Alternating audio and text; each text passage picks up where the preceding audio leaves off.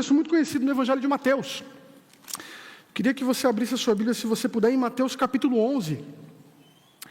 Quero ler com vocês dos versos 28 ao 30. Mateus 11, do 28 ao 30.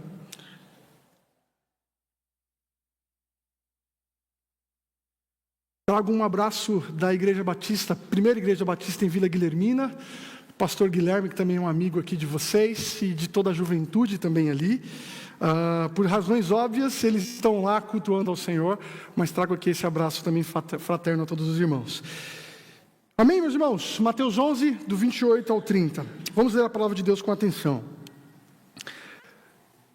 Venham a mim todos os que estão cansados e sobrecarregados, e eu lhes darei descanso. Tomem sobre vocês o meu jugo, e aprendam de mim, pois sou manso e humilde de coração.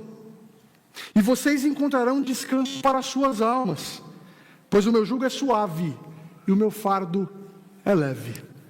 Abaixa sua cabeça mais uma vez, vamos orar. Pai Todo-Poderoso, obrigado, Senhor, pelo privilégio de estarmos aqui reunidos. É pela Tua graça e misericórdia e no sangue de Cristo Jesus que nos une, que nós podemos celebrar domingo a domingo, ó Pai, a dádivas de sermos Teus, de sermos a Tua igreja, e de a partir disso, ó Pai, depositarmos a nossa confiança no Senhor, recebermos Tuas bênçãos, mas acima de tudo glorificarmos a Ti com todas as coisas. Aqui está a Tua igreja, os Teus filhos, nesse mês ao qual nós celebramos pela juventude, pelos adolescentes, pelos jovens, a nossa denominação. Pedimos para que o Senhor, como já foi orado aqui, possa falar poderosamente através da Tua palavra. Nós cremos que ela é pertinente, ó Pai, poderosa e suficiente para poder transformar a nossa vida de dentro para fora, ao nos conduzir até Jesus. Por isso, faça isso pelo poder do Teu Espírito, em nome de Cristo. Amém. Toda geração busca um Salvador, alguém que resolva o caos, que resolva os sofrimentos que nós temos, que lide com o nosso senso, a falta do senso que dá sentido para a nossa existência aqui. Querendo ou não, toda geração tem os seus representantes, talvez na política, talvez na religião, talvez na própria cultura em si, por meio da arte.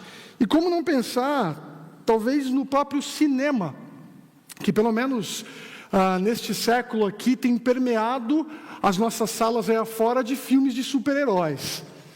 É curioso que o sucesso da Marvel, se você conhece os super-heróis desse universo, ou até um pouco mais antigos, assim, da década de 90, que gostam de Star Wars, ou para os mais recentes que estão acompanhando essa saga de Duna, ou tantos outros filmes de heróis aí, o padrão é sempre o mesmo, não é? Nós temos um mundo em ruínas.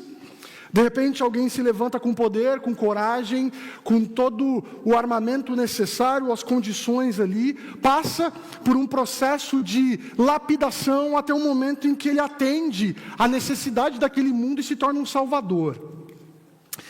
Essa busca por heróis não é algo que ocorre apenas na cultura, não é? Se a gente parar para olhar para dentro da gente mesmo, nós estamos incessantemente buscando salvação. Em alguma medida ou outra, você vai concordar comigo que nós estamos em busca de alguém ou de alguma coisa que traga para nós alívio, que traga para nós contentamento, que traga para nós sentido para os nossos afazeres. Afinal, a gente não está aqui apenas para comer, dormir e pagar boleto, não é? Mas a gente está aqui para justamente vivermos vidas que tenham um propósito. E muitas vezes a inquietação do nosso coração, até mesmo para você que é jovem e lida nessa transição da adolescência para a juventude, encontrar uma carreira, encontrar uma profissão, ser alguém, faz com que a gente lide com tantas crises, não é? E que muitas vezes, na busca por isso, a gente muitas vezes tropeça em falsas promessas que vêm até nós. Mas antes de pontuá-las, querendo ou não, há uma ironia nessa busca. Porque muitos de nós queremos essa salvação, mas não um Salvador. A gente quer sentido, mas sem rendição. A gente está em busca de descanso, mas a gente continua correndo nesse mundo que é tão acelerado, não é? Mas, meus irmãos, tudo isso justifica para nós porque no século 21, principalmente com o advento da internet, e principalmente a partir do desenvolvimento e a evolução das redes sociais, como os gurus do século 21 têm se apresentado com as suas propostas de heróis da pátria, ou pelo menos do nosso próprio coração. Talvez você já ouviu falar dos coaches da vida, dos influencers digitais, dos podcasts, dos terapeutas, ou talvez da ideologia correta, das doutrinas corretas e assim sucessivamente. O grande ponto é que, seja você jovem ou um pouco mais velho, você vai concordar comigo que a internet ela está repleta de pseudo-heróis. Pessoas que prometem muito, mas que, diante de tantas promessas, nunca proporcionam para nós substância naquilo que a gente precisa para transformar a nossa vida, para aliviar nossas tensões. E é aqui que o que a gente mais precisa é justamente de alguém que nos convide para algo real e transformador. Querendo ou não, a verdade profunda que nós temos é que nós estamos em uma cultura hoje, uma sociedade, que até mesmo em termos espirituais, pensa de maneira terapêutica. Afinal, muitas vezes o que se vem para nós é aquela conversa e discurso de que a gente tem que seguir nosso coração, olhar para dentro de nós, deixar que os nossos sentimentos se aflorem. E eu gosto sempre de dizer o seguinte: como nota de rodapé da frase, siga seu coração, está escrito, assinado Satanás. Afinal, esse é o discurso do inferno, meus irmãos. É justamente fazer com que a gente se volte para os nossos próprios desejos, prazeres. Como se lidar com as nossas inquietações, com esse cansaço que nós temos, promovido por essa vida que é tão pesada, fosse satisfeito ou resolvido apenas por satisfazermos os nossos desejos internos. No final das contas, a gente precisa justamente do que Mateus 11 mostra para nós. Irmos a alguém que não está prometendo para a gente uma técnica específica.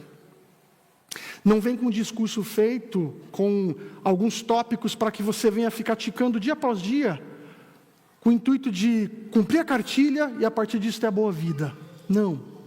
Nós temos aqui alguém que nos convida para uma relação que é transformadora porque é com aquele que de fato tem poder para transformar vidas. Ele é o autor da vida, ele é qualificado como a própria vida entre nós.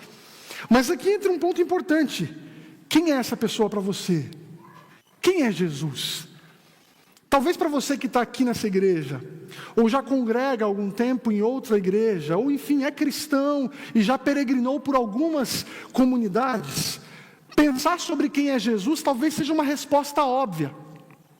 O grande problema é que muitas vezes nós fabricamos um Jesus, a nossa própria imagem e a nossa própria semelhança. E diante disso nós nos frustramos com Deus, justamente porque a frustração, a crise de fé, na juventude principalmente, se dá porque nós nos deparamos com o Deus real, com o Cristo que é real. E a gente se sente frustrado porque o projeto de Jesus que nós tínhamos, que nós fabricamos dentro de nós por diversas influências, ele foi frustrado pela verdade. E ainda bem por isso. Mas pensa comigo, pensar sobre Jesus não é algo que é somente de preocupação e interesse nosso. É do próprio Cristo. Em Mateus capítulo 16, nós temos o próprio Jesus questionando os seus discípulos o que as pessoas estão dizendo acerca do Filho do Homem. E o que nós temos são todas as expectativas possíveis. Profetas, é João Batista 2.0, é Elias, Jeremias, enfim. É algum dos profetas que está entre nós. Justamente porque muitas vezes nós já temos o projeto do Redentor que nós queremos, e quando ele se apresenta, é esse que tem que se aparecer com o nosso projeto, dessa forma. Mas você percebe que Jesus não se preocupa muito com o que a multidão está pensando, porque em seguida ele se volta e diz: e vocês? E vocês, meus discípulos? O que vocês pensam? Quem vocês pensam que eu sou? Essa é a pergunta que se volta para nós aqui, meus irmãos. Essa é a pergunta que, querendo ou não, é a proposta para a gente ter aqui, pelo menos em parte, respondida nessa noite. E a partir desse texto aqui, eu quero pensar com vocês que, no final das contas, é na caminhada com o Mestre que é manso e humilde, que se encontra o descanso para uma alma sobrecarregada. O Jesus que nós devemos conhecer, o Jesus que na busca pelos redentores culturais que são levantados para nós, é o Jesus que se autoqualifica como manso e humilde. É esse que nós precisamos conhecer. Simples assim. A gente vai aprender aqui hoje que, no final das contas, o nosso Redentor, com graça, com amor, com humildade e mansidão, ele se apresenta para nós, se auto-revela e espera como resposta, seja você jovem ou não, Fé, confiança em sua obra e sua vida. Para isso, meus irmãos, nós vamos pensar em 4 verdades que esse texto nos diz a respeito da pessoa de Jesus. E a primeira delas é que, de maneira direta, nós podemos dizer que Jesus é o descanso para os cansados e sobrecarregados. Se você puder ver no início do texto, verso 28, o texto é um convite da parte de Cristo: venham a mim todos os que estão cansados e sobrecarregados, e eu lhes darei descanso. Mas a pergunta é: cansados e sobrecarregados de quê? Talvez seja natural considerar esse texto do ponto de vista mais genérico, não é? A gente pensa nos fardos que nós temos na nossa vida, no cansaço do trabalho, de uma rotina de vida em São Paulo. Abrindo um parêntese aqui, 15 dias aqui, nos últimos 15 dias, eu estava no Maranhão, Natal da minha esposa, mas bem no centrinho, numa cidade de 40 mil habitantes. Então, contrastando com São Paulo, é algo um tanto quanto, enfim, não dá nem para a gente conseguir mensurar, não é a diferença? Porque é uma cidade pacata, uma cidade com poucas pessoas, com um movimento não tão acelerado, diferente do que é São Paulo, que muitas vezes pode ser definida como a cidade do caos. Percebe que quando Jesus fala de cansaço, ele não está falando desse cansaço que é gerado pela nossa própria experiência, pela nossa vida numa cidade como São Paulo. Mas Cristo parte do ponto que é um cansaço que independe de onde nós estamos. É um cansaço interno, é o cansaço da alma, é um cansaço que reverbera para a nossa condição eterna. E por que eu proponho isso para os irmãos? Justamente porque Jesus, ele se direciona a um grupo que ele chama de pequeninos. Se você vê em versos anteriores, ou até mesmo no próprio contexto de Mateus, a expressão pequeninos é muitas vezes usada por Mateus ao relatar os ditos de Jesus, porque estes são aqueles que se contrastam com os sábios, com os mestres, com aqueles que, do ponto de vista humano, são os que nós temos a expectativa de que são o povo de Deus. De uma maneira mais simples, são os mestres da lei, os fariseus. Só que o grande ponto aqui é que, quando Jesus fala de vir a Ele os cansados e sobrecarregados, antes de pensarmos até mesmo do contexto imediato aqui, a gente precisa colocar algo que é muito difícil para nós: se encaixar nessa qualificação. Se considerar um cansado, se considerar sobrecarregado, é reconhecer dependência, gente. E tem algo mais difícil do que jovem reconhecer que depende, sendo que o que a gente mais quer é completar 18 anos para ter independência. Só que é uma ironia isso. Já parou para pensar que a independência é uma ironia? Ela acaba sendo estranha do ponto de vista da experiência humana, porque, querendo ou não, qualquer fase da sua vida você está dependendo de alguém. Se você quer ter uma profissão, você vai ter que estudar. Alguém vai ter que ensinar você. Se você quer um emprego, alguém vai ter que te contratar e ditar o que você tem que fazer. Querendo ou não, todos nós somos seres dependentes. O que nos priva muitas vezes de conhecermos o Jesus que é o descanso para cansados e sobrecarregados é porque nós não nos consideramos assim. A gente apenas entende que a gente tem apenas uma gripezinha. É uma gripezinha espiritual. Só que Paulo nos qualifica como mortos em nossos delitos e pecados. Percebe como a nossa compreensão de Jesus, ela se torna muitas vezes confusa, justamente porque a gente não se entende à luz da própria palavra dele. A palavra de Deus nos mostra quem nós somos, e a partir disso aponta para quem Cristo é, para quem Ele é para nós. Mas veja, quando nós olhamos para o contexto aqui, estes pequeninos estão sofrendo justamente por aqueles que deveriam ser os pastores de Israel. Se você puder, vá comigo no capítulo 23 do Evangelho de Mateus. Nós temos Jesus se voltando para falar a respeito da hipocrisia dos mestres da lei. Ele vai dizer o seguinte: então Jesus disse à multidão e aos seus discípulos: os mestres da lei e os fariseus se assentam na cadeira de Moisés.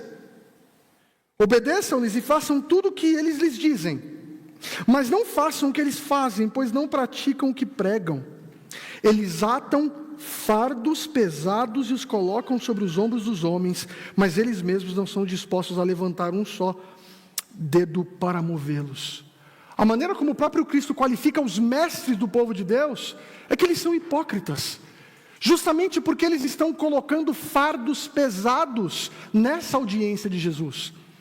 Aonde está o cansaço espiritual? Justamente na busca por aqueles que estão ansiando por redenção, mas estão encontrando fardos pesados na busca por essa graça que se torna cada vez mais difícil. Talvez é assim com a gente também.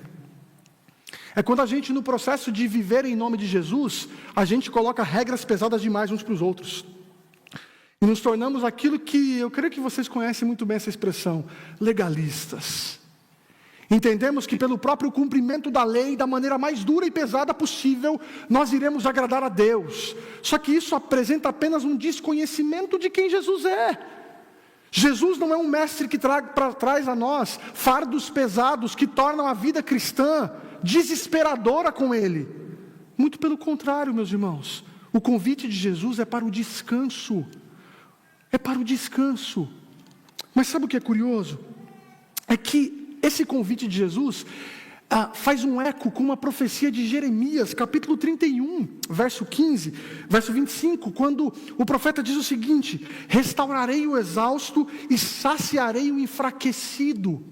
Quando ele diz isso, a ideia no contexto é que o Senhor está revigorando o povo pela promessa da nova aliança.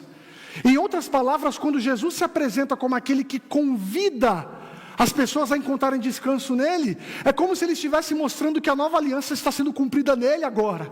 Esse Deus que prometeu descanso ao seu povo, se encarnou entre nós, e como o Cristo, o ungido de Deus, ele convida, assim como o Deus de Israel convidava seu povo, ele convida todos nós. Jesus é o descanso para os cansados e sobrecarregados, e isso nos qualifica, meus irmãos, porque todos nós sem Cristo, quer você seja jovem ou não, é alguém cansado e sobrecarregado por causa dos seus pecados. Mas sabe o que é interessante? É que, se você puder ver o capítulo seguinte, o capítulo 12, a temática do capítulo 12 é sobre o sábado.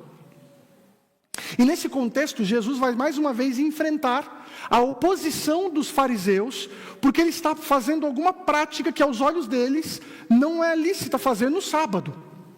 Só que Jesus vai lá e, com toda a sua retórica, a sua argumentação, e com a sua autoridade de direito, ele diz o seguinte: o sábado, o homem não foi feito para o sábado, mas o sábado para o homem. Mas mais do que isso, entenda uma coisa: eu sou o Senhor do sábado. E sabe o que isso é importante para nós?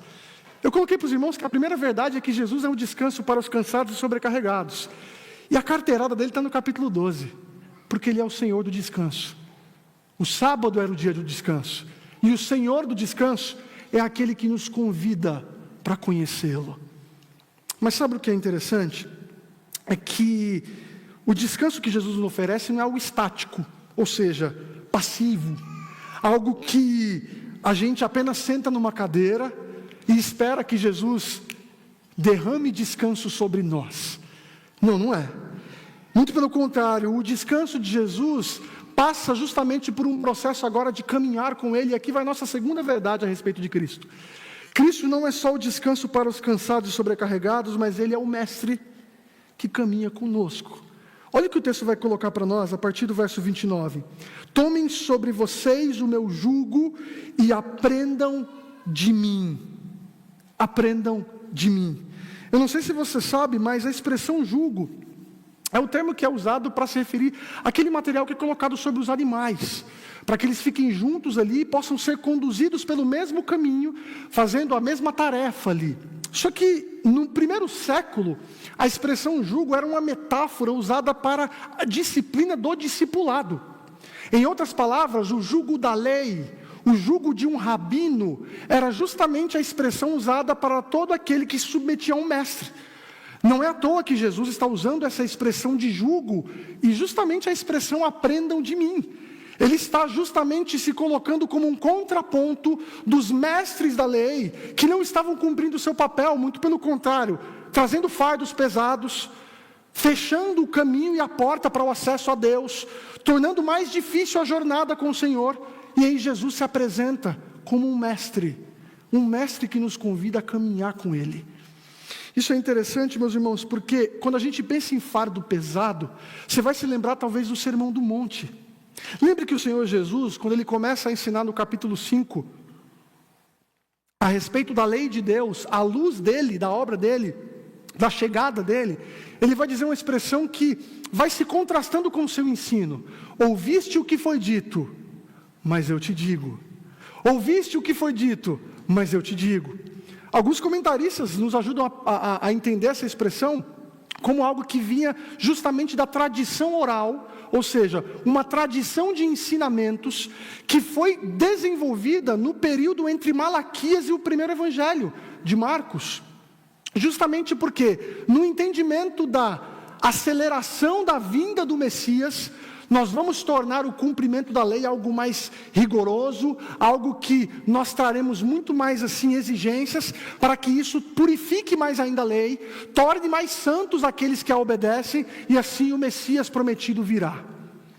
Foi isso que tornou esse processo dos fariseus tanto heróis em alguns contextos, como vilões em muitas vezes, porque eles colocavam fardos muito pesados. Me permitam um exemplo para vocês. Em alguns textos judaicos está redigido que era proibido cuspir no chão no dia de sábado, justamente porque isso era sinônimo de irrigação da terra. Isso era um ensinamento que foi colocado justamente pela tradição ali. E Jesus está se apresentando como um mestre que traz um caminho real, um caminho que ocorre com Ele, um caminho que não ocorre apenas por apontar algo, mas justamente por ser conduzido por Jesus. Não é à toa que nós somos qualificados no Novo Testamento como discípulos.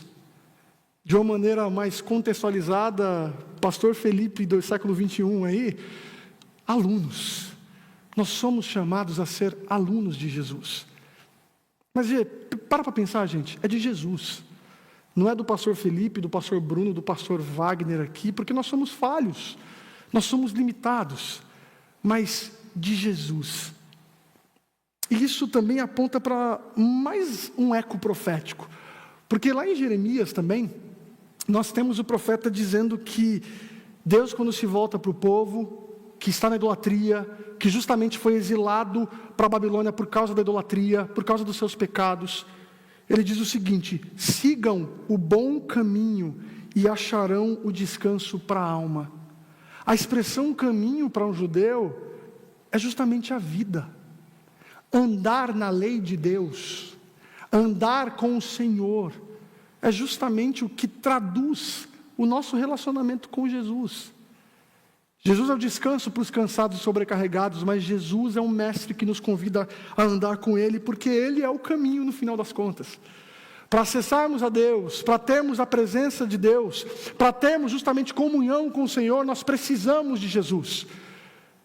Ele é o condutor, Ele é o pastor das ovelhas, Ele é o caminho, Ele é a porta, Ele é a videira verdadeira que nos dá poder para que a gente possa frutificar em nome dEle, porque sem Ele nada nós podemos fazer. Todo aquele que não dá fruto, estando nele, é lançado fora, porque nós precisamos de Jesus até mesmo para segui-lo.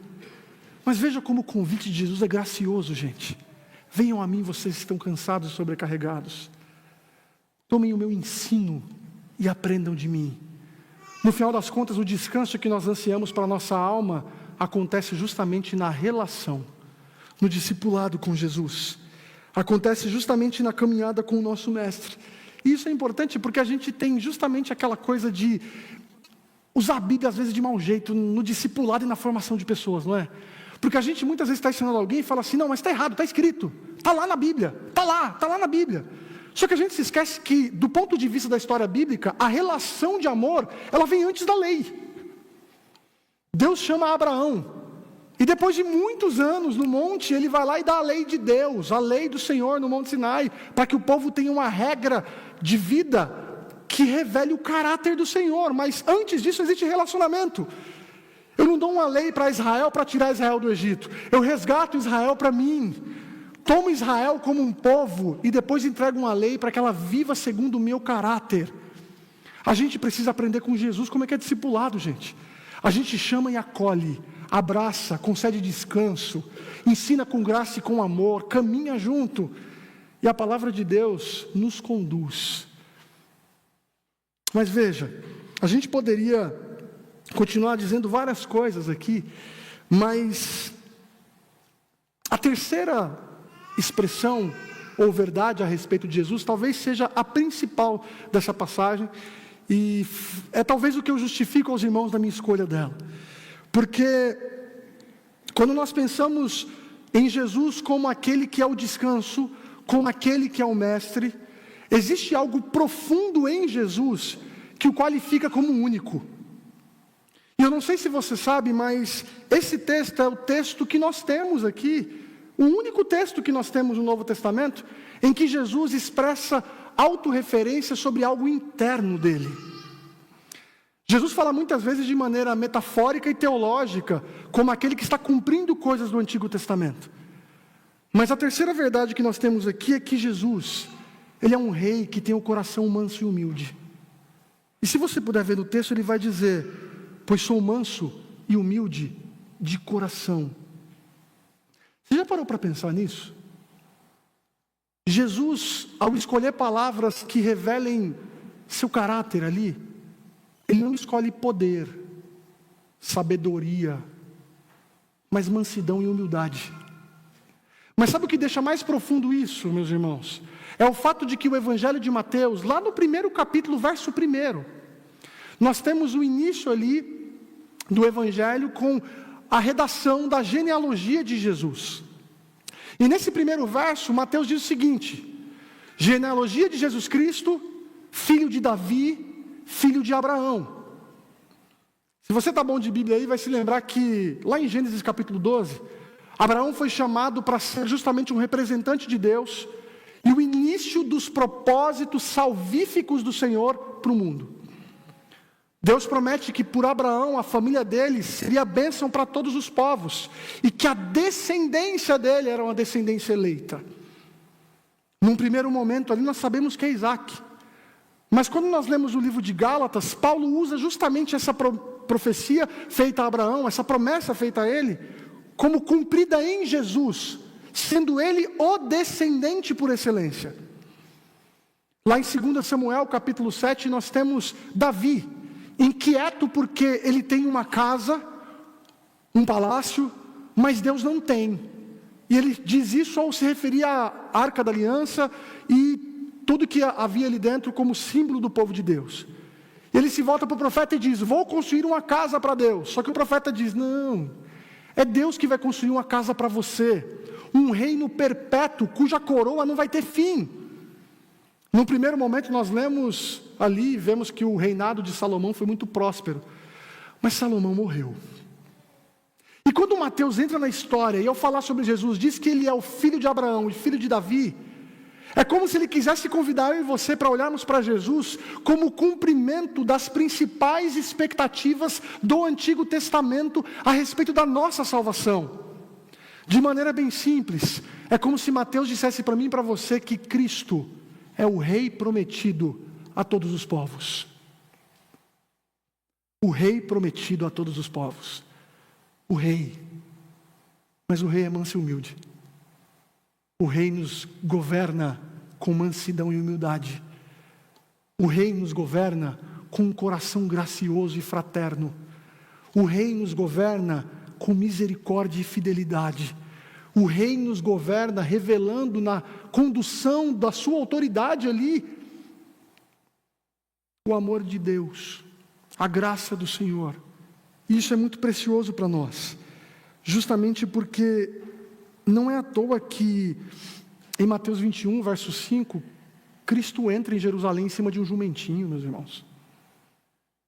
Todos os atos de Jesus não são atos aleatórios. Seus milagres, suas curas, a maneira como ele olha para uma multidão e com compaixão lamenta pelo sofrimento deles. Não é à toa que ele se volta para leprosos e toca e purifica leprosos. Cura uma mulher de tantos anos com fluxo de sangue. Ressuscita pessoas. Não é à toa que ele faz isso. Porque à medida que Cristo vai fazendo isso, ele vai evidenciando a sua autoridade como rei sobre toda a criação. Cristo não é um rei que vem atender às nossas expectativas de poder, porque para nós queremos aquele que levante a espada e tome o poder pela espada. A nossa expectativa de redentor é aquele que coloca a mão no braço demonstra a força, levanta a espada e corta a orelha do centurião. No final das contas, é hashtag nós somos todos Pedro, não é?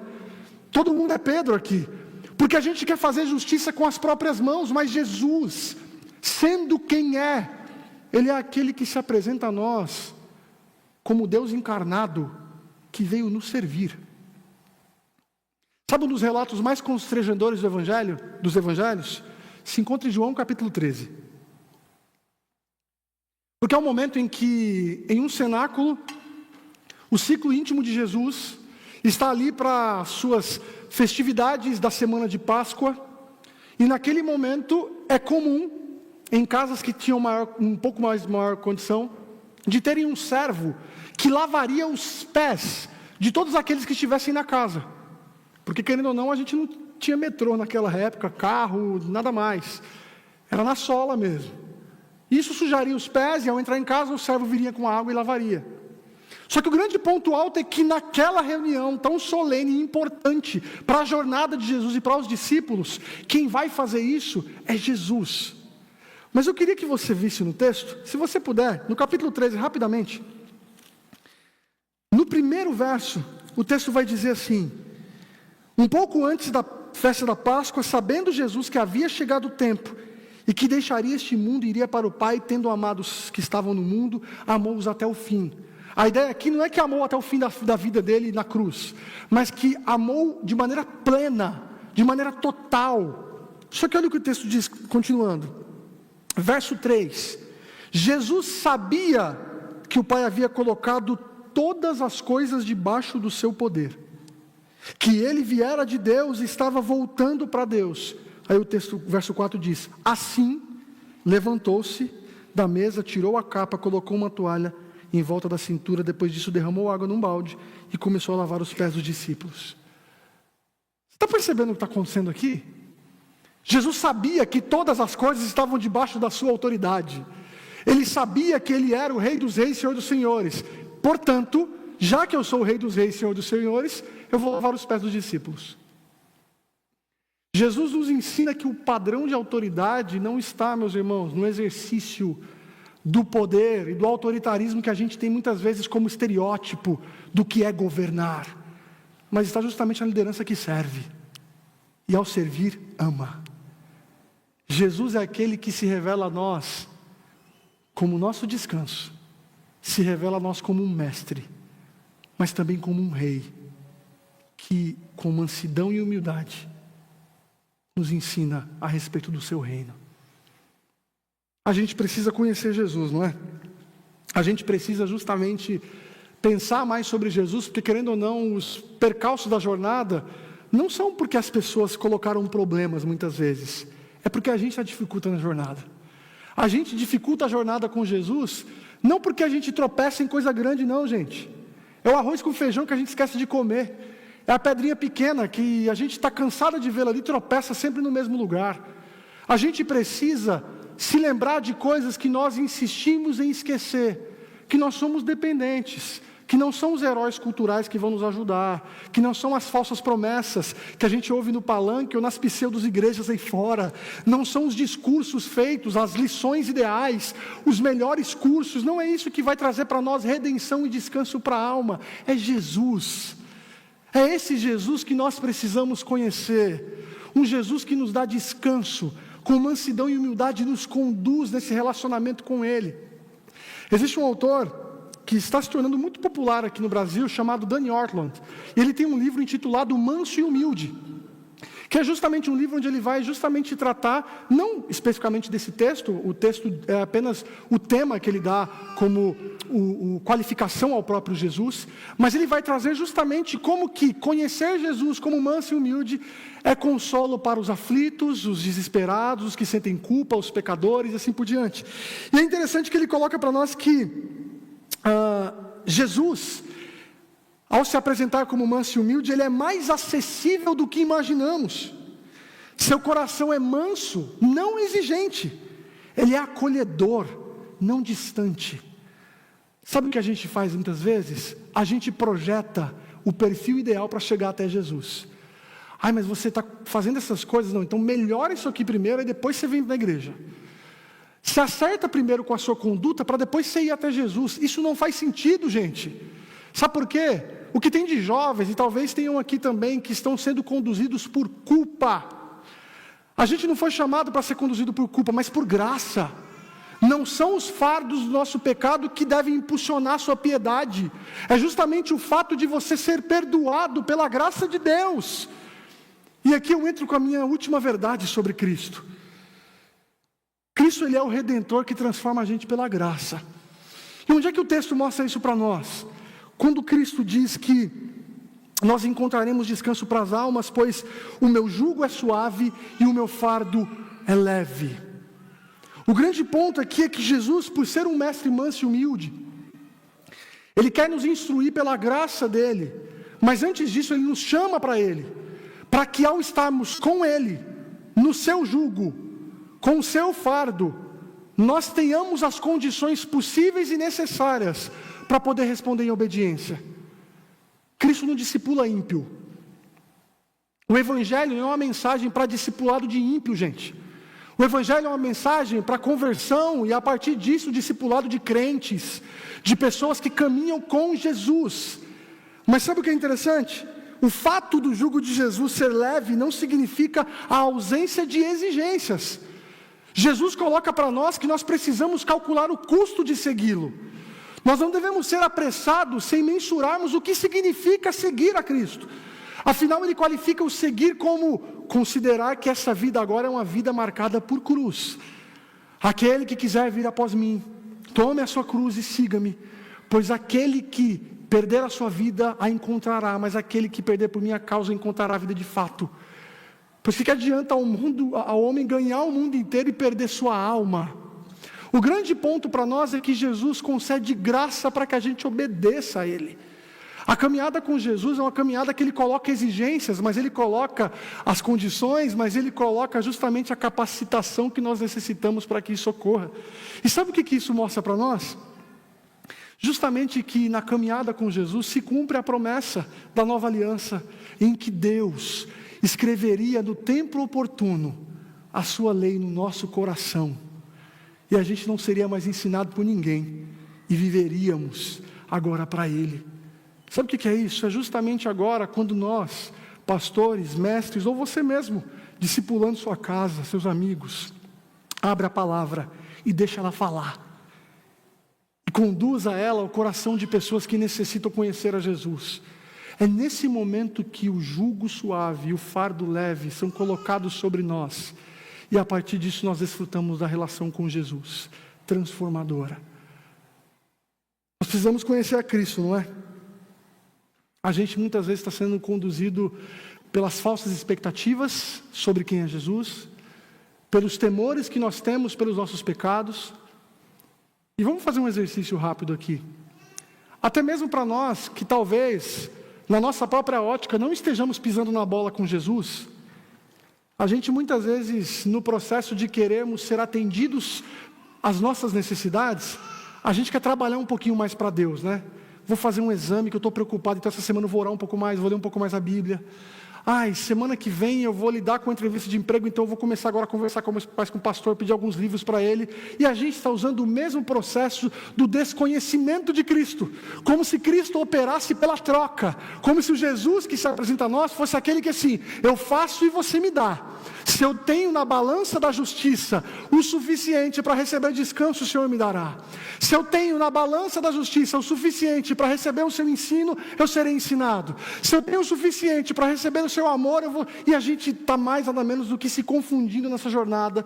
E talvez, meu irmão, minha irmã, jovem, você que está aqui, faz 10 anos, 15, 20, 30 que você diz que conhece a Cristo, mas você não conhece Jesus.